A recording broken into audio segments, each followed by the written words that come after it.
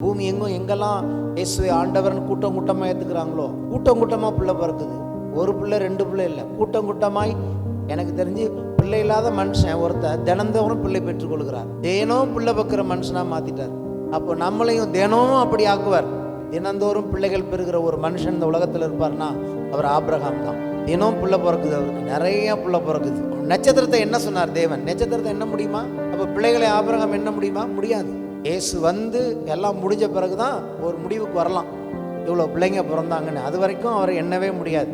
ஆபிரகாமுக்கு தினந்தோறும் தோல்வி. என்ன தோல்வி? எவ்வளவு பிள்ளைகள் பிறந்தார்கள் என்று அவர் பார்க்க முடியாது. அவர் அதில் தோல்வி அடைந்து கொண்டிருக்கிறார். நல்ல தோல்வி அது. ஆமென். நட்சத்திரத்தை எண்ண முடியாதது, பிள்ளைகள் எவ்வளவு பிள்ளைகள் என்று எண்ண முடியாதது நல்ல தோல்வி. அதே தோல்வியை கர்த்தர் உங்களுக்கு கொடுப்பார். உங்களுடைய நன்மைகளை உங்களால் எண்ண முடியாது, உங்கள் பிள்ளைகளால் உங்களால் எண்ண முடியாது. வருங்காலத்தில் உங்களை கொண்டு கர்த்தர் செய்ய போகிற காரியங்களை உங்களால் எண்ண முடியாது. உங்களுடைய கிரியைகள் தொடர்ந்து பேசப்படும். ஆமென். உங்களுடைய கிரியைகள் கர்த்தருடைய ராஜ்யத்தில் தொடர்ந்து பேசப்படும். கர்த்தர் உங்களை நினைவு கூறுவார். எதை செய்தாலும் நீங்கள் கர்த்தருக்கென்று செய்யுங்கள். நீங்கள் கர்த்தருக்கு செய்யும் கிரியைகள் ஒவ்வொன்றும் அது பேசிக்கொண்டே இருக்கும். நீங்கள் கடந்து போய்விடலாம், ஆனால் உங்கள் கிரியைகள் தேவ சமூகத்தில் பேசிக்கொண்டே இருக்கும். தேவன் ஒரு மனுஷனை பார்க்கிறார்.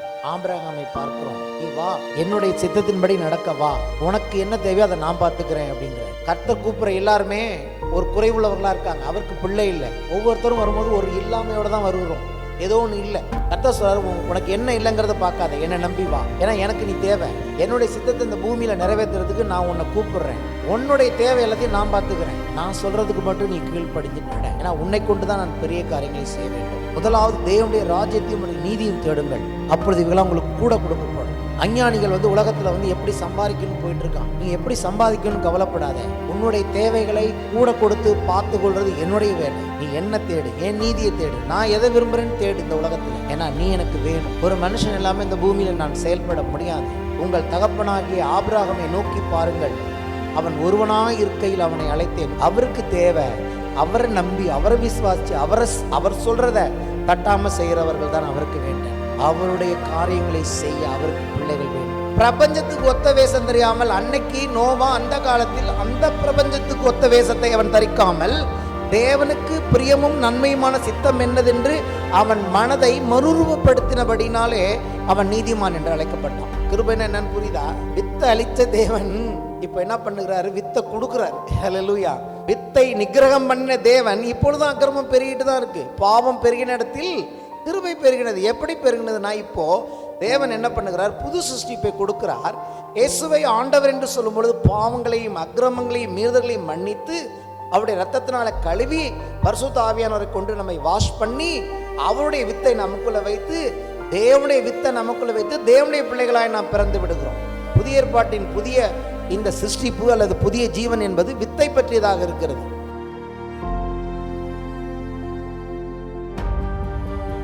வாசிப்போம். 1 யோவான் 3ஆம் அதிகாரம் 12 முதல் 16 வசனங்கள். போன முறை 1 to 12 வசனங்கள் நம்ம பார்த்தோம். ஆகவே மறுபடியும் 12 நான் கனெக்ட் பண்ணுகிறேன். 12 16 வரைக்கும். பொல்லாங்க நாள் உண்டாயிருந்து தன் சகோதரனை கொலை செய்த காயினை போல் இருக்க வேண்டாம். அவன் எது நிமித்தம் அவனை கொலை செய்தான்? தன் கிரியைகள் பொல்லாதவைகளும் தன் சகோதரனுடைய கிரியைகள் நீதியுள்ளவைகளுமாய் இருந்ததின் நிமித்தம்தானே. என் சகோதரரே, உலகம் உங்களை பகைத்தால் ஆச்சரியப்படாதிருங்கள். நாம் சகோதரிடத்தில் அன்பு கூறுகிறபடியினால் மரணத்தை விட்டு நீங்கி ஜீவனுக்கு உட்பட்டிருக்கிறோம் என்று அறிந்திருக்கிறோம். சகோதரனிடத்தில் அன்பு கூறாதவன் மரணத்திலே நிலை கொண்டிருக்கிறான். தன் சகோதரனை பகைக்கிற எவனும் மனுஷ கொலை பாதகனாய் இருக்கிறான். மனுஷ கொலை பாதகன் எவனோ அவனுக்குள் நித்திய ஜீவன் நிலைத்திராது என்று அறிவீர்கள். அவர் தம்முடைய ஜீவனை நமக்கு கொடுத்ததினாலே அன்பு இன்னதென்று அறிந்திருக்கிறோம். நாமும் சகோதரருக்காக ஜீவனை கொடுக்க கடனாளிகளாக இருக்கிறோம். இந்த பகுதியில் நம்ம முக்கியமாக போன வாரம் என்ன பார்த்தோம்னு கேட்டிங்கன்னா, வித்தை பற்றி பார்த்தோம் இல்லையா? வித்து எப்படி, அந்த வித்துங்கிறது என்ன? ஒரு மனநிலை, மைண்ட் செட். ஒவ்வொருவரும் ஒவ்வொரு விதமாய் நாம் நடந்து கொள்கிறோம். எங்கிருந்து நாம் இந்த மனநிலைமை பெற்றிருக்கிறோம்? கர்ப்பம் தரிக்கும் போது அந்த வித்தின் வழியாக இந்த மனநிலை அல்லது மைண்ட் செட் நமக்குள்ளே வருகிறது. சங்கீதக்காரன் என்ன பண்ணுகிறான்? பாவம் செய்த பிறகு அவன் போய் ஆண்டவர்கிட்ட ஜெபம் பண்ணும்போது என்ன கரெக்டாக சொல்கிறான்னு கேட்டிங்கன்னா, என் தாய் என்னை பாவத்தில் கர்ப்பந்தரித்தாள். நான் என்னுடைய தாயின் கர்ப்பத்தில் உருவாகும் போதே துர்குணத்தில் உருவானேன். அதுதான் இன்னைக்கு என்னை இந்த இடத்துல கொண்டாந்து நிறுத்தியிருக்கு. நான் இப்படிப்பட்ட ஒரு பாவம் பண்ணியிருக்கிறேன்னா அதுக்கு காரணம் என் தாய் என்னை பாவத்தில் கர்ப்பந்தரித்தாள் அப்படின்னு சொல்லுகிறான். So a set of mind set, ஒரு விதமான மன நிலைமை, புத்தி கர்ப்பத்திலேயே நமக்கு உண்டாகிறதை நாம் பார்க்கிறோம்.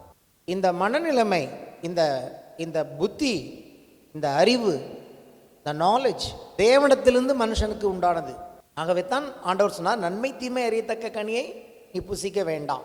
அதை ஆண்டவர் தடை பண்ணினார். பர்பிடன் ட்ரீ, பர்பிடன் ஃப்ரூட், பர்பிடன் நாலேஜ், தடை செய்யப்பட்ட மரம், தடை செய்யப்பட்ட கனி, அது தடை செய்யப்பட்ட அறிவு. அப்போ தேவன் தடை செய்த அந்த அறிவை மனுஷன் தெரிந்து கொண்டபடினாலே அவனுக்கு நன்மை நடக்கலை, அது தீமையாய் நடந்தது என்று சொல்லிப்பார். அல்லேலூயா. இந்த கான்செப்ட், இந்த காரியம் ஆதியாகமத்திலிருந்து வெளிப்படுத்தின விசேஷம் வரைக்கும் தொடர்ந்து போய்கொண்டே இருக்கிறது. நாம் எப்படி செயல்படுகிறோம் என்கிற எண்ணங்களை இந்த வித்து தான் நமக்கு தீர்மானிக்கிறது. அதுதான் ஜீவராசிகள்லாம் பார்க்குறோம். யானை, நான் உதாரணம் சொன்னேன், மீன்கள், புலி, சிங்கம் எல்லாமே ஒவ்வொரு கேரக்டர்ஸில் இருக்குது.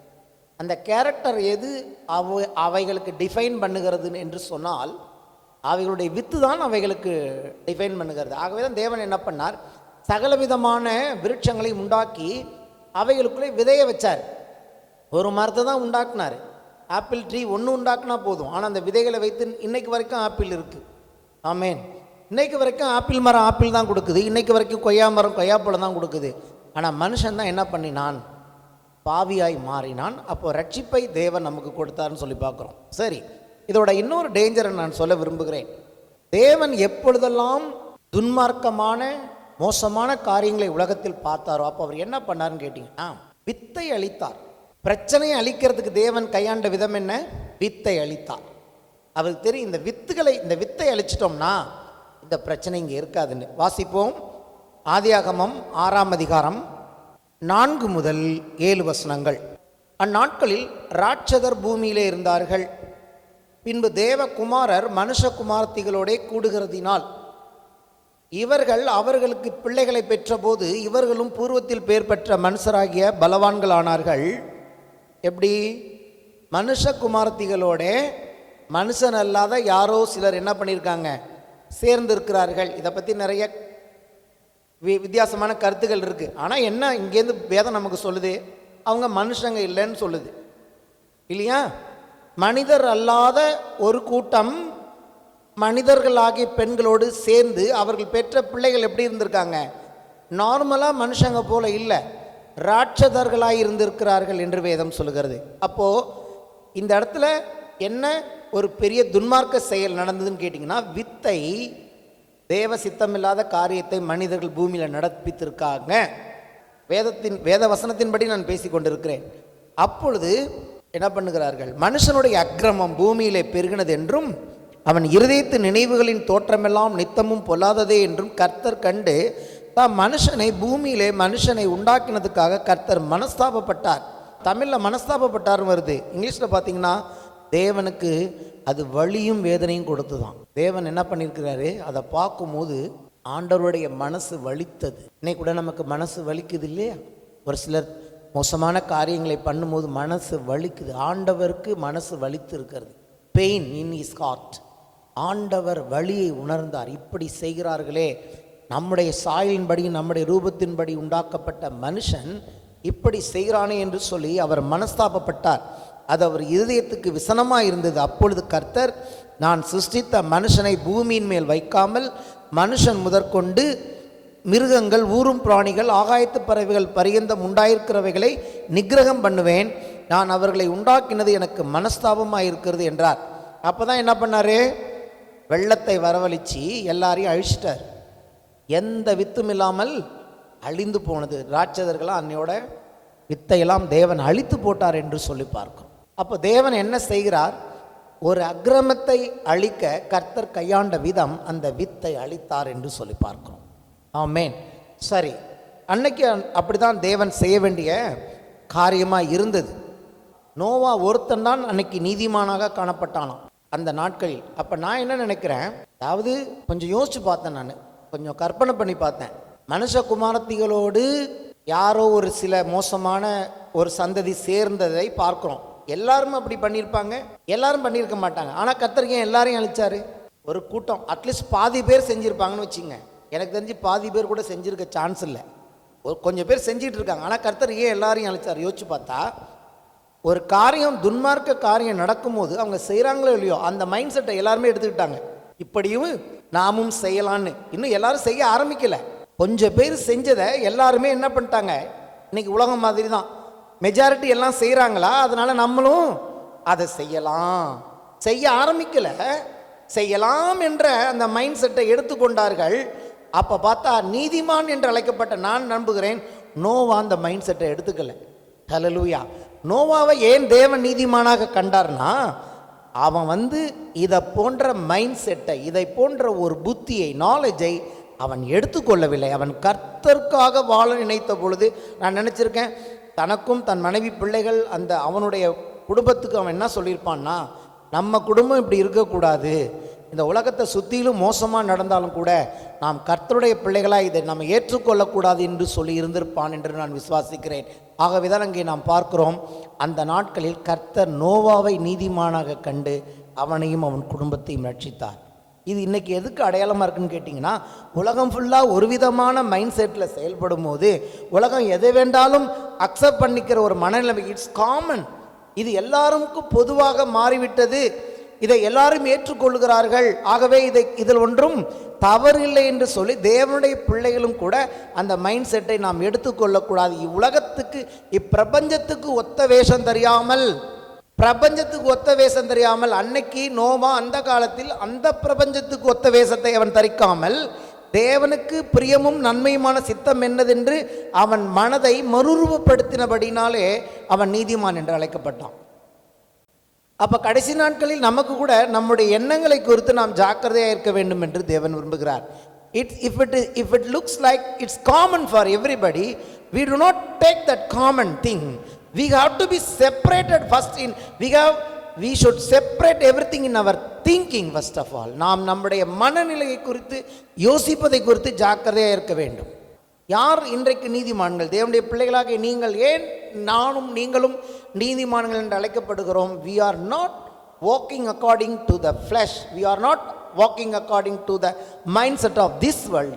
இந்த உலகத்தின் நோக்கங்கள், இந்த உலகத்தின் அணுகுமுறைகளின்படி நாம் நடக்க அழைக்கப்படவில்லை. நாம் தேவ சித்தத்தை அறிந்து நடக்க அழைக்கப்பட்டிருக்கிறோம். அதைத்தான் இந்த பகுதி நமக்கு சொல்லுகிறது. சரி, அப்புறம் பார்த்தீங்கன்னா, இஸ்ரேல் மக்களுக்கு தேவன் கானான் தேசத்தை கொடுக்கும்போது அங்கே இருக்கிற 7 ஜாதிகளை அழிக்க அவர்களை அழைத்தார்.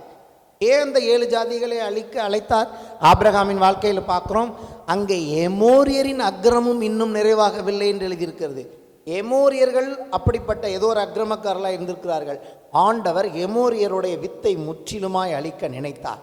அப்போ ஏன் தேவன் தன் ஜனங்களை அந்த தேசத்துக்குள்ளே அனுப்பினார்னா, அந்த கானானியர்கள், எமோரியர்கள், எபூசியர்கள், அங்கிருந்த பல்வேறு விதமான கூட்டங்கள், பல்வேறு விதமான அக்கிரமங்களால் நிறைந்தவர்கள், அவர்களுடைய வித்தை மொத்தமாய் சில கூட்டத்துக்கு ஆண்டவர் சொல்லுவார், அவர்கள் பிள்ளைகள், அவர்களுடைய குழந்தைகள், பெண்கள், அவர்களுடைய ஆடு மாடுகள் எல்லாவற்றையும் நீ சங்காரம் பண்ண வேண்டும் சொல்லுவார். நமக்கு பார்த்தா ஆண்டவர் எவ்வளோ இரக்கம் இல்லாத மாதிரி தெரியும். ஆனால் தேவன் இரக்கத்தின் தேவனாக இருந்ததுனால தான் அப்படி சொன்னார். ஏன்னா இந்த வித்து நிறைய பெருகுனுச்சுன்னா இவன் பூமியே அழிச்சிடுவான், ஜனங்கள் அழிந்து விடுவார்கள் என்று சொல்லி கர்த்தர் எப்பொழுதெல்லாம் அக்கிரமத்தை பூமியிலிருந்து அகற்ற விரும்பினாரோ அப்போ கர்த்தர் கையில் எடுத்த ஒரு யுக்தி என்னன்னு கேட்டிங்கன்னா, அந்த வித்தை அழித்து விட சொன்னார். பூமியிலிருந்து அந்த வித்தை முற்றிலுமாய் நிகிரகம் பண்ணிவிட வேண்டும் என்று தன் ஜனங்களுக்கு கட்டளையிட்டார்.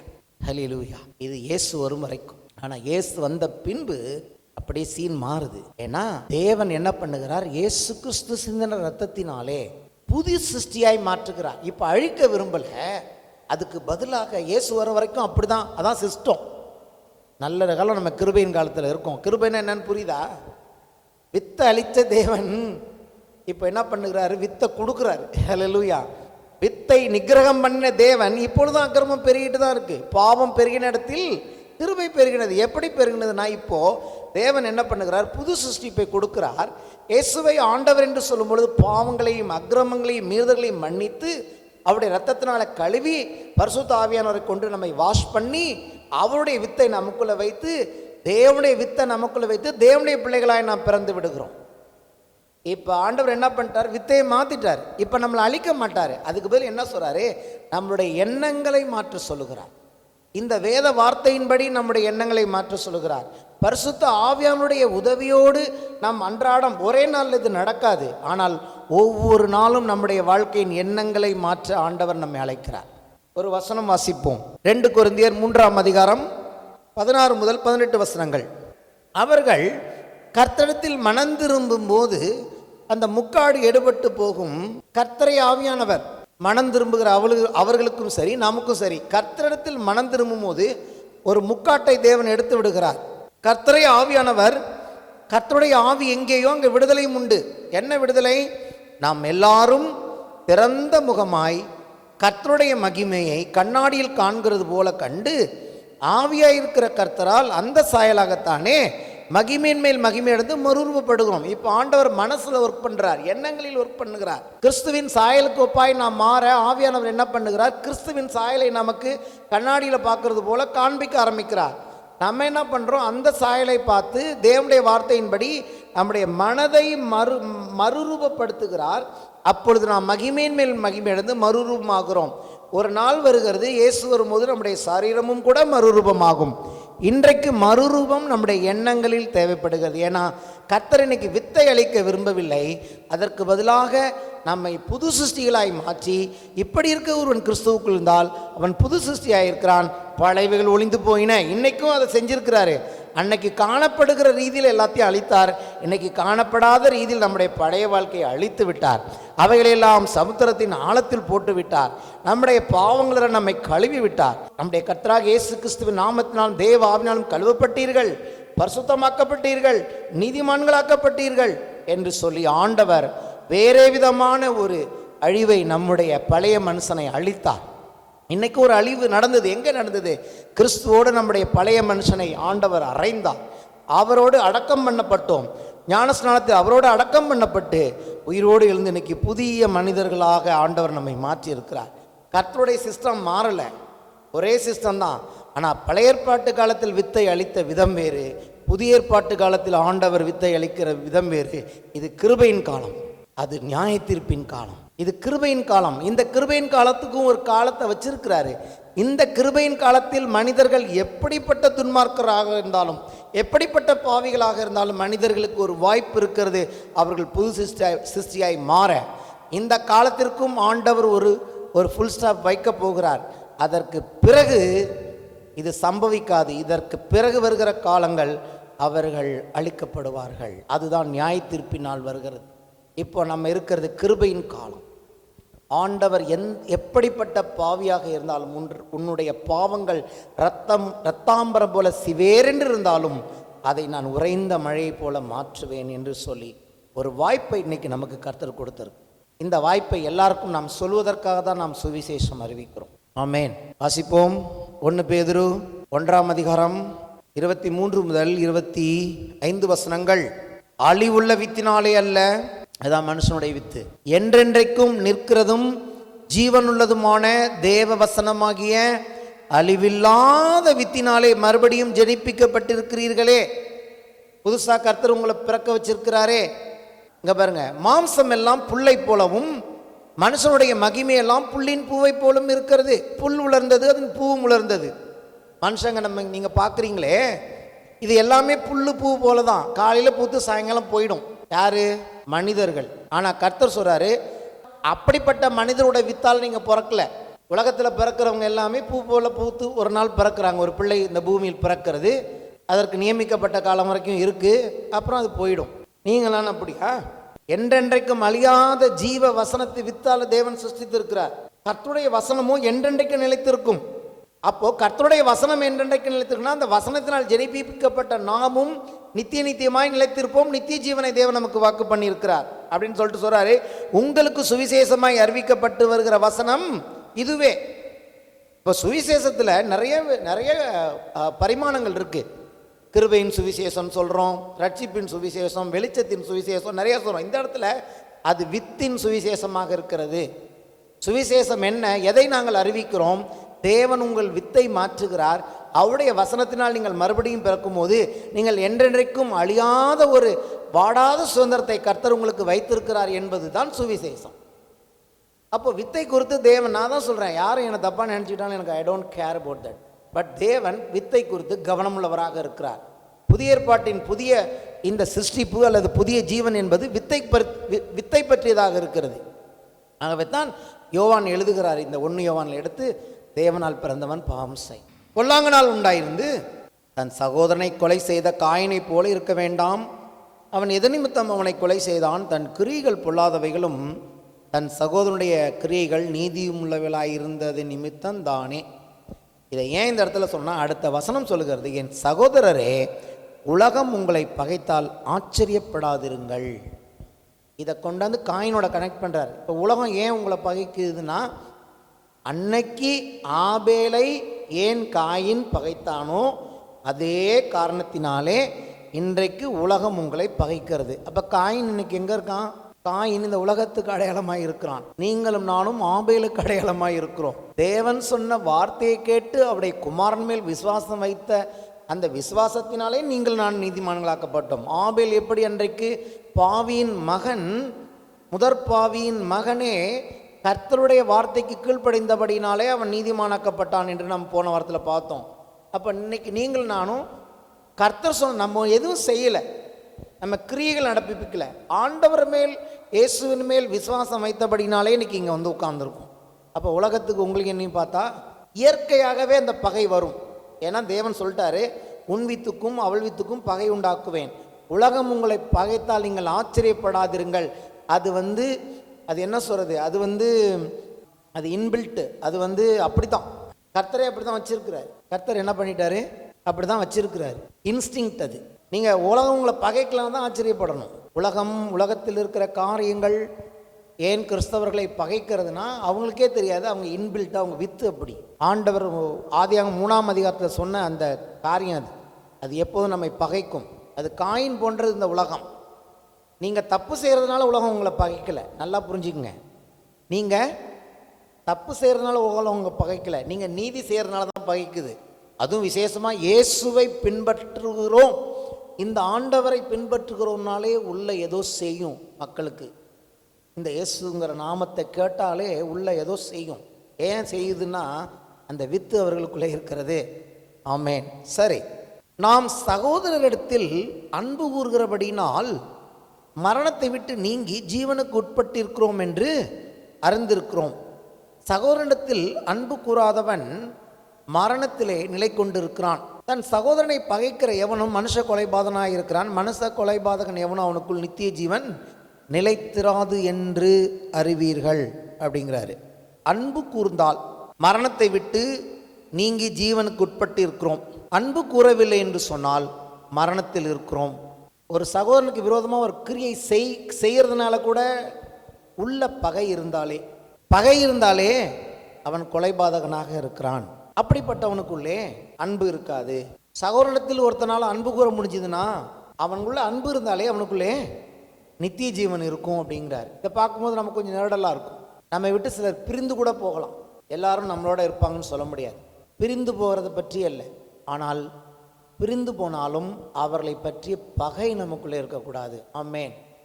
ஏன்னா பகைன்னு வந்தாலே, விரோதம்னு வந்தாலே, கசப்பு, பண்ணியாமை, பகை உணர்வு உள்ள இருக்கும்னா அது கொலைக்கு சமானமாக இங்கே எண்ணப்படுகிறது. ஏன்னா அந்த மைண்ட் செட்டு, அந்த எண்ணங்கள் நமக்குள்ளே இருக்கும்னா அதை தேவன் கொலைகாரர்களாக பார்க்க. இயேசு சொன்னார், கொலை செய்யாதிருப்பாயாக என்று எழுதியிருக்கிறது. நான் உங்களுக்கு சொல்லுகிறேன், தன் சகோதரனை காரணமே இல்லாமல் கோபிக்கிறவன் கூட கொலைபாதகனாக இருப்பான் அப்படின்னு. அப்போ எண்ணங்களை குறித்து தேவன் ரொம்ப எச்சரிக்கை உள்ளவராக. இதை பார்க்கும்போது நம்மளால் எப்படி இதை செய்ய முடியும்? இதை நம்மளால் முடியுமா? எல்லாரையும் அன்பு கூற நம்மளால் முடியுமா அப்படிங்கிற கேள்வி உங்களுக்குள்ளே எழும்பி இருக்கும். எனக்கு தெரியும். இந்த வேத வசனத்தை வச்சு நம்ம வாழ்க்கையை பார்க்கும்போது நம்ம ஜீவனுக்குள்ளே இருக்கோமா மரணத்துக்குள்ளே இருக்கோமான்னு ஒரு கேள்வி வரலாம், ஒரு பயம் வரலாம். ஆனால் நல்ல செய்தி என்ன நமக்கு தெரியணும், விசுவாசம். தேவன் என்றைக்கு நம்மை ரட்சித்தாரோ பரிசுத்த ஆவியானவர் நமக்குள்ளே வரும்போதே என்ன பண்ணுகிறார், தேவ அன்பை நம்முடைய இருதயங்களில் ஊற்றி இருக்கிறார். நமக்குள்ளே இருக்கு. அல்லேலூயா. நம்ம எந்த விதமான அன்பில் நடக்க வேண்டும் என்று தேவன் நம்மிடத்தில் எதிர்பார்க்கிறாரோ அந்த தேவனுடைய அன்பை தேவன் நமக்கு ஊற்றி இருக்கிறார். பரிசுத்த ஆவியானவர் நமக்குள்ள வரும்போது அதே விதமான தேவரகமான அன்பை நமக்குள்ள ஊற்றி இருக்கிறார், நமக்கு உள்ள இருக்கு. அதனால நம்ம வெளியில தேடாம விசுவாசத்தினாலே தேவன் எனக்கு இதை கொடுத்திருக்கிறபடினாலே என் சகோதரனை நான் அன்பு கூற முடியும். என்னுடைய முயற்சினால் அல்ல, என்னுடைய விசுவாசத்தினாலே. நீங்களே கொஞ்ச நேரம் வீட்டில் உட்காந்து யோசிச்சு பாருங்க, யாரையாவது உங்களால் மன்னிக்க முடியாதான்னு யோசிச்சு பாருங்க. தேவ ஆவியானவர் நமக்குள்ளே இருக்கிறதுனால அது நிச்சயமாக முடியும். நம்மளால் மன்னிக்க முடியாது இந்த உலகத்தில் யாரையுமே இருக்க மாட்டாங்க, என்னால் சொல்ல முடியும். கொஞ்சம் கோபம் கூட இருக்கலாம், ஆனால் பகை இருக்காது. அவங்க கெட்டு போகும் நம்ம விரும்ப மாட்டோம். நாசமடைய வேண்டும் என்ற எண்ணங்கள் நமக்குள்ளே வராது. நம்மை நாமே நிதானித்து ஆராய்ந்து அறிய வேண்டும். பரிசுத்த ஆவியின் உதவியோடு கூட நாம் ஜீவனில் நடக்க கற்றுக்கொள்வோம். எவ்வளவு ஜீவனில் நடக்கிறோமோ அந்த ஜீவன் நமக்குள்ளே பெருகும். ஆமேன். அவங்க தான் சொல்றாரு, சகோதரனை கொலை செய்த காயினை போல் இருக்க வேண்டாம். பொறாமை இருந்ததுனாலே போதும். பொறாமை ஒரு எலும்பு உருக்கி, யாரையாவது பார்த்து நமக்கு பொறாமை வந்ததுன்னா நிச்சயமாக அதை நம்ம டீல் பண்ணணும். பொறாமை வரக்கூடாது. ஆமேன். அது ஒரு மோசமான காரியமாக இருக்கிறது. கசப்பு, விரோதங்கள், வைராக்கியங்கள் அதெல்லாம் நமக்கு வேண்டாம் என்று வேதம் சொல்கிறது. அதையும் வச்சுக்கிட்டு ஜீவனில் நடக்க முடியாது. ஒரு சில காரியங்கள் நம்ம வாழ்க்கையில் ஆண்டவர் ஏன் செய்ய முடியலைன்னா நம்மளுடைய இருதயம், நம்ம மனதுக்குள்ளே அப்படிப்பட்ட காரியங்கள் இருக்கும்போது கர்த்தர் தன்னுடைய வல்லமையாய் ஆவியானவர் செயல்பட முடியாது. அப்போ உங்களால் முடியாத இடத்துல நான் சொன்னேன் இல்லையா, ஆராதனை நேரத்தில் ஆவியானவர் இங்கு உண்டோ அங்கு விடுதலை உண்டு. எந்த காரியத்தில் உங்களுக்கு பிரச்சனை இருக்கோ, எந்த காரியத்தில் மன்னிக்க முடியலையோ, எந்த காரியத்தில் உங்களுக்கு இன்னும் கொஞ்சம் உங்களால் நீங்கள் ஒரு மாதிரி ஃபீல் பண்ணுகிறீங்களோ அதை அவர்கிட்ட சொல்லுங்கள். ஆவியானவரே விடுதலை உண்டு என்று எழுதியிருக்கிறது, இந்த பகுதியில் எனக்கு விடுதலை கொடுங்க, இந்த காரியத்தில் எனக்கு ஒரு விடுதலை கொடுங்க என்று கேட்கும்போது ஆவியானவர் நம்முடைய வாழ்க்கையில் செயல்படுவார். அதுதான் கிருபை. நம்மால் முடியாததை தேவன் செய்வதுதான் கிருபை. நம்மால் இயலாததை கர்த்தரே செயல்படுத்துவதுதான் கிருபை. அந்த கிருபையை சார்ந்து கொள்ளும் போது ஆண்டவர் நமக்கு ஜீவனில் வாழ உதவி செய்வார்.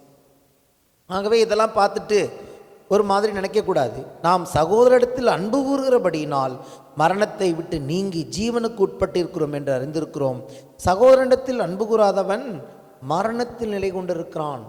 மரணத்தில் நிலை கொண்டுட்டு ஜீவன்லையும் வாழ முடியாது. ஒன்று மரணத்தில் வாழணும், இல்லை ஜீவனில் வாழணும். கர்த்தருடைய ஆசீர்வாதங்களில் வாழணும்னா நாம் ஜீவனில் இருக்க வேண்டும். மரணத்தின் பகுதியில் நம்ம வாழ்க்கையில் எங்குமே காணப்படக்கூடாது என்று அங்கே எழுதியிருக்கிறார். தன் சகோதரனை பகைக்கிற எவனும் மனுஷ கொலைபாதனாக இருக்கிறான். மனுஷ கொலைபாதகன் எவனோ அவனுக்குள் நித்திய ஜீவன் நிலைத்திராது என்று அறிவீர்கள். அடுத்து, அவர் தம்முடைய ஜீவனை நமக்காக கொடுத்ததினாலே அன்பு இன்னதென்று அறிந்திருக்கிறோம். நாமும் சகோதரருக்காக ஜீவனை கொடுக்க கடனாளிகளாக இருக்கிறோம். ஒரு சகோதரன் ஜீவனை எடுத்தான். காயின் என்னும் சகோதரன் தன்னுடைய சொந்த சகோதரன் ஜீவனை என்ன பண்ணான்? எடுத்தான். இன்னொருத்தர் வந்தார், அவர் பேர் இயேசு. அவர் தன்னுடைய சகோதர சகோதரிகளுக்காக தன் ஜீவனை கொடுத்தார். அவர் தன்னுடைய ஜீவனை நமக்கு கொடுத்து நம்மை அன்பு கூர்ந்தார். சும்மா வெறுமனே சொல்ல நான் உன்னை நேசிக்கிறேன்னு ஆண்டவர் வாயால் சொல்லலை, ஆண்டவர் செயலால் செய்தார். உங்களுக்காகவும் எனக்காகவும் கல்வாரி சிலுவையில் தன் ஜீவனை விட்டார். சும்மா ஜீவனை அடிகள் பட்டு பல ஆக்கினைகளை அடைந்து அந்தகாரத்தை அடைந்து உங்களுக்காக எனக்காக சிலுவையில் அவர் மரணத்தை ருசி பார்த்தார் என்று நாம் பார்க்கிறோம். எந்த அர்த்தத்தில் சொல்றாருன்னா, எல்லாருமே சகோதரர்களுக்காக செத்து போகணும் அந்த அர்த்தத்தில் சொல்லலை. அந்த சூழ்நிலை எல்லாருக்கும் வரதில்லை. ஒரு வேலை அப்படிப்பட்ட சூழ்நிலை வந்தால் நம்ம ஜீவனை கொடுக்கலாம். அதான் எக்ஸ்ட்ரீம். அப்போ என்ன சொல்றாரு? ஜீவனையே நான் கொடுத்திருப்பேன்னா, ஒரு சகோதரனுக்காக ஜீவனையே நான் கொடுத்திருப்பேன்னா நீ ஏன் மன்னிக்க கூடாது? நீ ஏன் அவனுக்கு உதவி செய்யக்கூடாது? நீ ஏன் அவனுடைய குறைவுகளில் அவனுக்கு உதவி செய்யக்கூடாது? ஜீவன்கிறது எக்ஸ்ட்ரீம் ஒன்று. ஜீவனே கொடுக்கணும், எல்லாருமே ஜீவனை கொடுங்கன்னு அர்த்தம் இல்லை. நம்மால எதை முடியுமோ அதை கொடுக்கலாம், எதை நம்மால முடியுமோ அதை கொடுக்கலாம். அதுவே ஜீவனாய் இருக்கிறது. ஆமென். நம்ம செய்கிற ஒவ்வொரு சின்ன காரியங்கள் கூட என்னவாய் ஆண்டவர் எண்ணுகிறார்? அது ஜீவனாய் இருக்கிறது. என்ன நற்கிரியைகளை நாம் செய்கிறோமோ இது செய்யலாம் இல்லையா? ஒருவருக்காய் ஜெபிக்கலாம். நீ ஜீவனை கொடுக்கறது அப்புறம் மனம் ஒருத்தருக்காக ஜெபம் பண்ணுவதே அவர்களுக்கு ஜீவனை கொடுப்பதற்கு சமானம். ஆமேன். அவர்கள் நன்றாயிருக்கும்படி விரும்பலாம். ஆமேன். அவர்களுக்காக நாம் நற்கிரியைகளை செய்யலாம். இது எல்லாமே நாம் அவர்களுக்காக ஜீவனை கொடுக்கிறதற்கு சமானமாக இருக்கிறது. உள்ளே இருந்ததுன்னா வெளியில் கொடுக்கலாம். எப்போவுமே நம்மிடத்தில் இல்லாத ஒன்றை நாம் கொடுக்க முடியாது. உள்ள அன்பு இருக்கிறதுனால தான் வேதம் சொல்கிறது நாம் சகோதரருக்கு ஜீவனை கொடுக்க நாம் கடனாளிகளாக இருக்கணும். ஏன்னா தேவன் அதை நமக்கு கொடுத்துருக்கிறார். நம்மக்கிட்ட இல்லாத ஒன்று நம்ம யாருக்கும் கொடுக்க முடியாது. உள்ளே இருந்தால் தான் வெளியில் வரும். ஆமென். கொடுக்க வேண்டும். சகோதரர்களுக்கு நான் எதையாவது கொடுக்க வேண்டும். அவர்களுடைய இக்கட்டு, அவர்களுடைய ஆபத்து, அவர்களுடைய நெருக்கங்களில் நான் உதவி செய்ய வேண்டும் என்கிற அந்த ஜீவனை ஆண்டவர் நமக்குள்ளே கொடுத்துருக்கிறார். பரிசுத்த ஆவியானவரை தேவ அன்பு ஊற்றப்பட்டிருக்கிறது. அது லிட்டரலாக நம்முடைய உயிரை கொடுக்கறது மட்டுமல்ல. பின்னாடி வசனங்களை பார்த்தா அப்படி தான் தெரியும். அவர் சொல்லுவார், அவன் குறைச்சல் உண்டு, அவனுக்கு தேவையுண்டு என்று அவன் நிற்கும் போது அவனுக்கு இருந்தால் கொடுக்கலாம், அல்லது குறைந்தபட்சம் அவனுடைய தேவையை தேவன் சந்திக்கும்படி அவனுடைய விசுவாசத்தில் நாம் உதவி செய்யலாம். அவனுடைய பிரச்சனையில் அவனுக்கு ஜெபம் பண்ண முடியாது. ஆனால் அவனுடைய பிரச்சனையில் நாம் கர்த்தரிடத்தில் ஜெபம் பண்ணி கர்த்தர் அவனுக்கு ஒரு அற்புதத்தை செய்யும்படியாய் கேட்பது, ஜெபம் பண்ணுவது ஜீவனை கொடுப்பதுக்கு சமம். வித்தினால் வருகிறது. கிறிஸ்து தேவனுடைய வித்து நமக்குள்ளே இருக்கிறபடினாலே இது இன்ஸ்டிங்க்ட், இது இயற்கையாகவே என்ன பண்ணும், நமக்கு அந்த மனதுருக்கம், மற்றவர்களுக்காய் ஜெபிக்க வேண்டும் என்கிற விருப்பங்கள், இதையெல்லாம் கர்த்தர் நமக்கு கொடுத்துருக்கு. அதன் அடிப்படையில் தான் இதை நம்ம வாசிக்க வேண்டும். ஆமேன். தொடர்ந்து இன்னும் கொஞ்சம் வசனங்களை வாசிக்கலாம். ஒருவன் இவ்வுலக ஆஸ்தி உடையவனாய் இருந்து தன் சகோதரனுக்கு குறைச்சல் உண்டென்று கண்டு தன் இருதயத்தை அவனுக்கு அடைத்து கொண்டால் அவனுக்குள் தேவ அன்பு நிலை கொள்வது எப்படி? என் பிள்ளைகளே, வசனத்தினாலும் நாவினாலும் அல்ல, வாய் சொல்கிறதுனால வசனத்தை பேசுகிறதுனால மட்டுமல்ல, கிரியையினாலும் உண்மையினாலும் அன்பு கூற கடவோம். இதனாலே நாம் நம்மை சத்தியத்திற்குரியவர்கள் என்று அறிந்து நம்முடைய இருதயத்தை அவருக்கு முன்பதாக நிச்சயப்படுத்தி கொள்ளலாம். இப்படிப்பட்ட ஆசையும் எண்ணங்களும் நமக்குள்ளே செய்கிறது செய்யாத அடுத்த விஷயம். முதல்ல அப்படிப்பட்ட ஒரு எண்ணம் உண்டாக வேண்டும். ஆமேன். ஒருவனுடைய இருதயத்து நினைவுகள் எப்படி இருக்கிறதோ அவனே அப்படி இருக்கிறான்.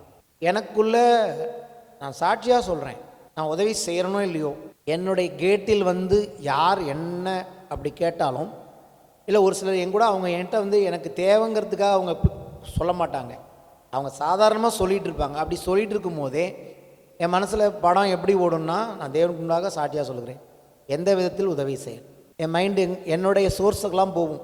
இதுலேருந்து கொஞ்சம் ஏதாவது எடுத்து பண்ணலாமா, அது இப்படி பண்ணலாமா, இப்படி பண்ணலாமா, இதை வச்சு கொடுக்கலாமா, முதல்ல தோணும். ஆனாலும் அதிலும் நாம் ஞானமாய் செயல்பட வேண்டும். இல்லாட்டி ஒரு சிலர் என்ன பண்ணுவாங்க, இந்த நம்முடைய நல்ல குணத்தை பயன்படுத்தி என்ன பண்ணிடுவாங்க, நம்மளை மொட்டையாக்கிட்டு போயிடுவாங்க. உண்மையாகவே அங்கே அவங்களுக்கு வேற ஆப்ஷனே இல்லை. அப்படிங்கும் போது நம்ம என்ன செய்யலாம், நாம் உதவி செய்ய வேண்டும். ஆமென். முதல்ல செய்ய வேண்டும் என்கிற எண்ணம் வரும்போது நமக்கு நம்முடைய இருதயம் என்ன சொல்லுகிறது, நான் தேவனுடைய பிள்ளை என்று நாம் நிச்சயப்படுத்தி கொள்ளலாம். கர்த்தர் சொல்கிறதுக்கு முன்னாடி நமக்கு அதுதான் மனசாட்சி. ஆதாம் தேடிக்கொண்ட சொந்த காசில் சூனியம் என்ன, மனசாட்சின்னு ஒன்று வந்துருச்சு. என்னைக்கு நன்மை தீமை அறியத்தக்க கனியை புசிச்சானோ அன்னைக்கு என்ன வந்துருச்சு, மனசாட்சி வந்துட்டு. இப்போ மனசாட்சி என்ன சொல்லுது, பாரு உங்ககிட்ட இருந்தாலும் நீ என்ன பண்ணல, நின்னவனுக்கு கையை கழுவி அனுப்பிட்ட, ஒன்றுமே இல்லைன்னு சொல்லுமா சொல்லாத. நீ என்ன வேணாலும் ஃபோனில் சொல்லலாம், ஆனால் தேவன் ஒரு மனசாட்சின்னு ஒன்று வச்சுட்டாரு. அது என்ன பண்ணுது நம்மளை, அது சொல்லிடும், தம்பி இப்படி பண்ணியிருக்க, தம்பி இப்படி சொல்லியிருக்க, தங்கச்சி நீ இப்படி சொல்லியிருக்கிற அப்படின்னு அதுவே சொல்லும். அங்கே எழுதியிருக்குது பாருங்க, நம்முடைய இருதயமே நம்மை குற்றவாளிகளாக தீர்க்குமானால் தேவன் நம்முடைய இருதயத்திலும் பெரியவராயிருந்து சகலத்தையும் அறிந்திருக்கிறார். நாம் நம்மை சத்தியத்திற்குரியவர்கள் என்று அறிந்து நம்முடைய இருதயத்தை அவருக்கு உண்டாக நிச்சயப்படுத்திக் கொள்ளலாம். 19:21 பிரியமானவர்களே, நம்முடைய இருதயம் நம்மை குற்றவாளிகள் என்று தீர்க்காதிருந்தால் நாம் தேவனிடத்தில் தைரியம் கொண்டிருந்து அவருடைய கற்பனைகளை நாம் கைக்கொண்டு அவருக்கு முன்பதாக பிரியமானவைகளை செய்கிறபடினால் நாம் வேண்டிக் கொள்ளுகிறது எதுவோ அதை அவராலே பெற்றுக்கொள்ளுகிறோம். அங்கே ஜெபத்துக்கு பதில் வர ஆரம்பிக்குது. எப்பன்னா தேவ அன்பிலே நடந்து தேவ அன்பில் தான் நாம் செயல்படுகிறோம் என்கிறத நம்ம இருதயம் நம்மை குற்றப்படுத்தாமல் இருக்கிற பட்சத்திலே, இருதயம் நம்மை குற்றப்படுத்தவில்லை என்றால் தேவன் நம்மை ஒரு நாளும் குற்றப்படுத்துகிறவரில்லை. ஒரு சில சமயத்தில் இருதயமே நம்மை குற்றப்படுத்தினாலும் தேவன் அந்த குற்ற மனசாட்சியிலிருந்து நம்மை விடுதலையாக்குறவராக இருக்கிறார். உட்கார்ந்து கொஞ்சம் யோசிச்சு பார்க்கணும், இந்த சூழ்நிலையில் ஆவியானுடைய உதவியோடு கூட நான் எப்படி செய்யலாம், என்ன செய்யலாம். ஆமேன், ஹல்லேலூயா. தேவனுடைய ஞானத்தோடு கூட அந்த காரியங்கள் நாம் செய்ய வேண்டும். ஒரு நாளும் அப்படி நம்ம செய்யும் போது நம்ம தோற்று போகிறது கிடையாது. ஒருவேளை நம்மை ஒரு சிலர் ஏமாற்றி இருந்தாலும் கூட கர்த்தர் கடன்காரர் அல்ல. அவர் நமக்கு எல்லாவற்றையும் திருப்பி கொடுப்பார். ஆமேன். கர்த்தர் நமக்கு திருப்பி கொடுத்து விடுகிற தேவன். ஆகவே நம்மால் இயன்றதை ஒரு சிலருக்காக செய்ய தேவன் நம்மை அழைத்திருக்கிறார். விசுவாச குடும்பங்களுக்கு நன்மை செய்ய கர்த்தர் நம்மை அழைத்திருக்கிறார். அப்போ என்ன உண்டாகிறது? நாம் அவருடைய இந்த அன்பின் கற்பனைகளை நம்ம வாழ்க்கையில் உண்மையிலே கை கொள்ளுகிறோம் என்கிற நிச்சயம் உண்டாகிறது. அப்பொழுது வேதம் சொல்லுகிறது, நமக்கு பதில்களை நாம் பெற்றுக்கொள்கிறோம். நாம் வேண்டிக் கொள்ளுகிறது எதுவோ அதை அவராலே பெற்றுக்கொள்ளுகிறோம். நாம் அவருடைய குமாரனாக இயேசு கிறிஸ்துவின் நாமத்தின் மேல் விசுவாசமாயிருந்து அவர் நமக்கு கட்டளையிட்டபடியே ஒருவரில் ஒருவர் அன்பாயிருக்க வேண்டும். அதே அவருடைய கற்பனை. கற்பனைன்னா அதான் 10 கற்பனையை தான் அப்படி சொல்லிட்டு இருக்காரு. தேவனாகிய கர்த்தரிடத்தில் அன்பு கூர்வாயாக, மற்றவர்களை அன்பு கூர்வாயாக. தேவனை எப்படி அன்பு கூறணும்? முழு இருதயத்தோடும் முழு ஆத்மாவோடும் முழு பலத்தோடும் அன்பு கூர்வாயாக. உன்னை நேசிப்பது போல பிறனை நேசிப்பாயாக. இந்த கற்பனையை எப்படி நாம் கை கொள்ளுகிறோம் அப்படின்னா அன்பு கூறுகிறதுனாலே. எப்படி இந்த கற்பனைகளை கை கொள்ளுகிறோம்? நமக்கு காயினுடைய எண்ணங்கள் கிடையாது, கொலைகார எண்ணங்கள் கிடையாது, பொறாமையின் எண்ணங்கள் கிடையாது. அன்பு கூறுகிறோம், ஜெபம் செய்கிறோம், நேசிக்கிறோம். நம்மால் என்ன செய்ய முடியும் என்பதை கர்த்தருடைய ஞானத்தோடு கூட நாம் செய்ய அழைக்கப்பட்டது. அதை செய்யும் போது கர்த்தர் அதில் பிரியப்படுகிறார். நம்முடைய ஜெபங்களுக்கு பதில் உண்டாகிறது என்று சொல்லி பார்க்கிறோம். அவருடைய கட்டளைகளை கை கொள்ளுகிறவன் அவரில் நிலைத்திருக்கிறான், அவரும் அவனில் நிலைத்திருக்கிறார். அவர் நம்மில் நிலைத்திருக்கிறதை அவர் நமக்கு தந்த ஆவியினாலே அறிந்திருக்கிறோம். அதுதான் சொன்னேன். பரிசுத்த ஆவியானவரை கர்த்தர் எதுக்கு நமக்கு கொடுத்திருக்கிறார்னா, நம்மால் இந்த பழைய மைண்ட் செட்டை வச்சு இதெல்லாம் செய்ய முடியாது. தேவ ஆவியானவர் அன்பை நமக்கு ஊற்றி இருக்கிறார். அப்படி கற்பனைகளை செய்யும் போது இயேசு சொன்னார்ல, என்னில் நிலைத்திருங்கள். என்னில் ஒருவன் என்னிலும் என் வார்த்தையில் அவனில் நிலைத்திருந்தால் அவன் மிகுந்த கனிகளை கொடுப்பான். நீங்கள் வேண்டிக் கொள்வது ஏதோ அது செய்யப்படும். அதுதான் அவர் எடுத்து பேசுகிறாரு. நாம் செய்கிற ஜெபங்களுக்கு அற்புதமாய் பதில் வரும். கர்த்தருக்கு முன்பதாக நம்முடைய இருதயத்தை நிச்சயப்படுத்தி கொள்ளலாம். யாருக்கு ஜெபத்திற்கு பதில் வராது என்று வேதம் சொல்லுகிறது?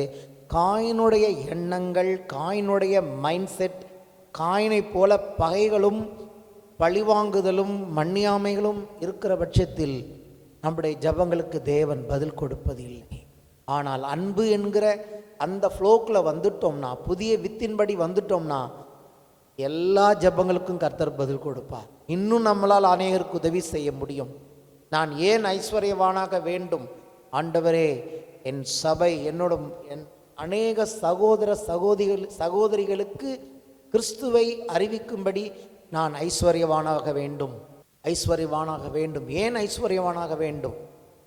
ஐஸ்வர்யவானாக இருந்தால் நான் கர்த்தருக்காக பிரயோஜனமுள்ளவனாக இருப்பது மட்டுமல்ல, அநேக சகோதரிகளுக்கு பிரயோஜனமாக இருப்பேன். ஆபத்து காலத்திலே தேவையோடு வருகிறவர்களுக்கு எந்த பலனும் எதிர்பாராமல் அவர்களுக்கு என்னால் பல காரியங்களை செய்ய முடியும். ஏழ்மையாக இருந்து என்கிட்டே ஒன்றும் இல்லைன்னா நான் எப்படி மற்றவர்களுக்கு கொடுக்க முடியும்? கிறிஸ்துவங்கிறது என்ன? ஆண்டவர் எதுக்கு ரட்சிப்பு கொடுக்குறாருன்னா, தேவன் ஒரு மனுஷனை பார்க்குறார். தான் சொல்கிறதை செய்கிறதுக்கு அவருக்கு ஒரு மனுஷன் வேணும்.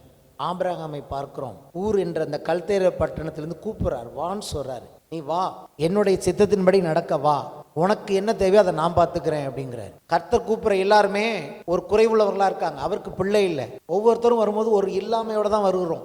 ஏதோ ஒன்று இல்லை. கர்த்தர் சொல்றாரு, உனக்கு என்ன இல்லைங்கிறத பார்க்காத, என்னை நம்பி வா. ஏன்னா எனக்கு நீ தேவை.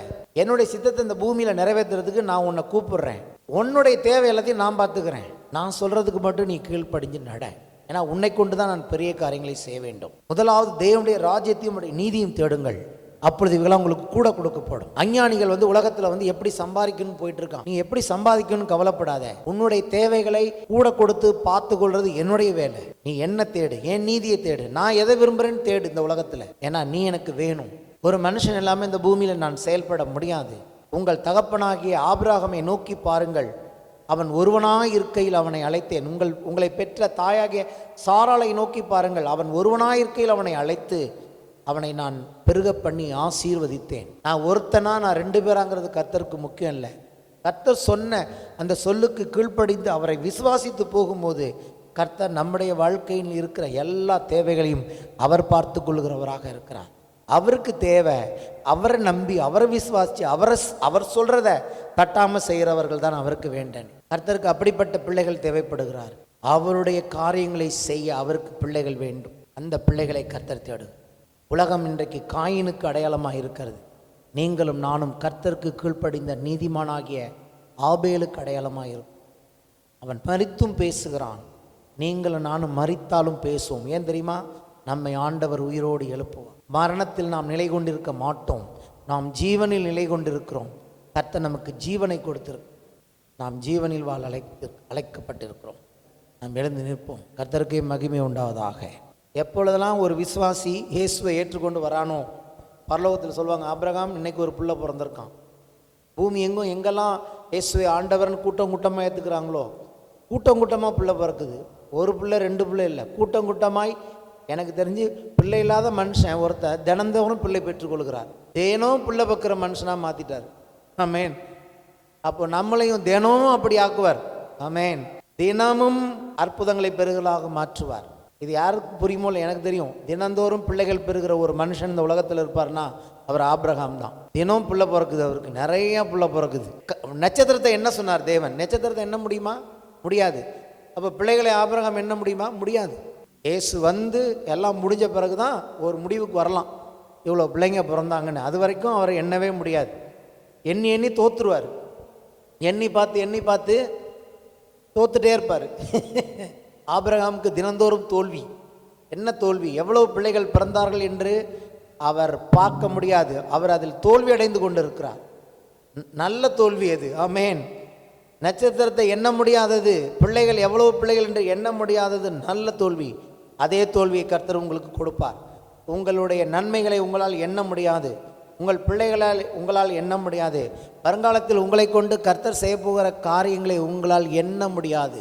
அது தொடர்ந்து நடக்கும். இன்றைக்கு நான் தீர்க்க தரிசனமாய் சொல்லுகிறேன், உங்களுடைய கிரியைகள் தொடர்ந்து பேசப்படும். ஆமேன். உங்களுடைய கிரியைகள் கர்த்தருடைய ராஜ்யத்தில் தொடர்ந்து பேசப்படும். கர்த்தர் உங்களை நினைவு கூறுவார். அதை மறந்து போகாதீர்கள். எதை செய்தாலும் நீங்கள் கர்த்தருக்கென்று செய்யுங்கள். அது பேசிக்கொண்டே இருக்கும். ஆமேன். இயேசுவின் ரத்தம் பேசிக்கொண்டே இருக்கிறது போல நீங்கள் கர்த்தருக்கு செய்யும் கிரியைகள் ஒவ்வொன்றும் அது பேசிக்கொண்டே இருக்கும். நீங்கள் கடந்து போய்விடலாம், ஆனால் உங்கள் கிரியைகள் தேவ சமூகத்தில் பேசிக்கொண்டே இருக்கும்.